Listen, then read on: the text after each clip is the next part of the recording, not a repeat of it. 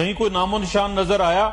اور جو Peoples party کی ہے جن کو لیول پلینگ فیلڈ چاہیے، لیول پلینگ فیلڈ اسے چاہیے ہوتا ہے جس کے پاس کھلاڑی موجود ہو. پہلے تو کھلاڑیوں کی بات کریں نا.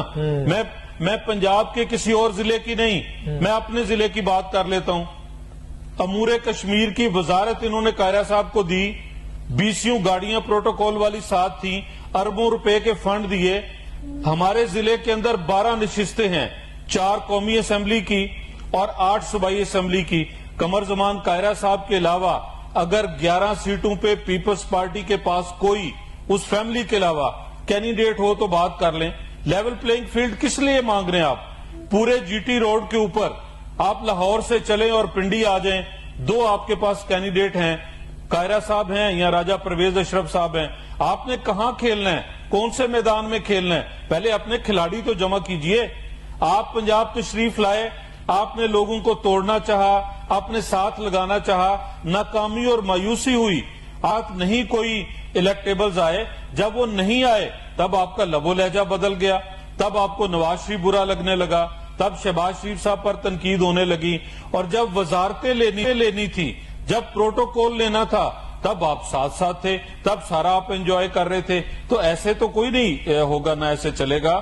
تو اس لیے مسلم لیگ نون پنجاب، سندھ، کے پی کے، بلوچستان، ہم اپنا کام کر رہے ہیں، الیکشن کی تیاری کر رہے ہیں.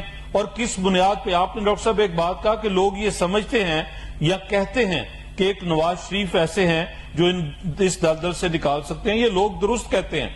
2013 سے پہلے 5 سال پیپلز پارٹی کی حکومت تھی نا، ہولی سولی 5 سال استعمال کیے. ہمیں کیا دے کے گئے تھے؟ دہشت گردی، اندھیرے، فیول کے کرائسس. کوئی ایک کام ایسا ہو جو یہ کراچی تک ان سے نہیں سنبھالا گیا.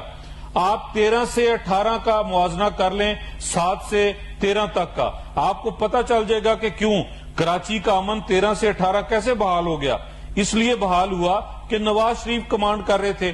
آپ کا پاور کرائسس کیسے دور ہوا؟ نواز شریف کمانڈ کر رہے تھے. آپ کا گوادر کیسے آباد ہوا؟ نواز شریف کمانڈ کر رہے تھے. دہشت گردی کا خاتمہ ملک سے کیسے ہوا؟ نواز شریف کمانڈ کر رہے تھے.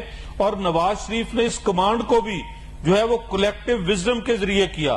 اور کلیکٹیو وزڈم کیا تھا کہ پارلیمان کے اندر موجود تمام سیاسی جماعتوں کو ساتھ لے کے چلے، ان کے گھروں تک پھولوں کے گلدستے لے کے گئے. ایک سوال کا جواب دیجئے. آپ کو موجود ہے. میں زیادہ انٹرپٹ کسی کو بھی نہیں کر رہا، موقع دے رہا ہوں. ایک سوال اب میں پوچھوں گا، میں جاؤں گا. زاہد خان بھی انتظار کر رہے ہیں. سر، یہ الزام بڑا سنگین ہے کہ جو موجودہ نگراں حکومت ہے وہ ایک طرح سے بی ٹیم ہے نون لیگ کی، اور وہ مکمل طور پر نون لیگ کو سپورٹ کر رہی ہے.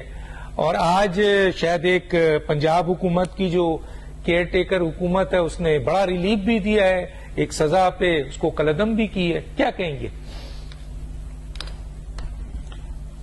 جی ڈاکٹر صاحب، آپ لوگوں نے جو بھی پرسپشن بنانا ہو دیکھیے. پھر آپ کہتے ہیں سر میں سوال اٹھاتا ہوں. سر خدا کے لیے سر، میرا کام ہے سوال اٹھانا، آپ مجھ پر مت آئے سر، خدا کے لیے. میرا پوائنٹ آف ویو ہے. آپ یوں کہہ لیتے ہیں، آپ کے سوال کے مطابق یوں کہہ لیتے ہیں. دیکھیے، جہاں جہاں میچور جمہوریت ہے وہاں تو موجودہ وزیر اعظم ہی الیکشن کمیشن کا سربراہ ہوتا ہے اور وہی انتخابات کراتا ہے. اور ہمارے ہاں یہ الگ سے رواج ہے. بہرحال یہ پارلیمان نے ایک طے کیا ہے.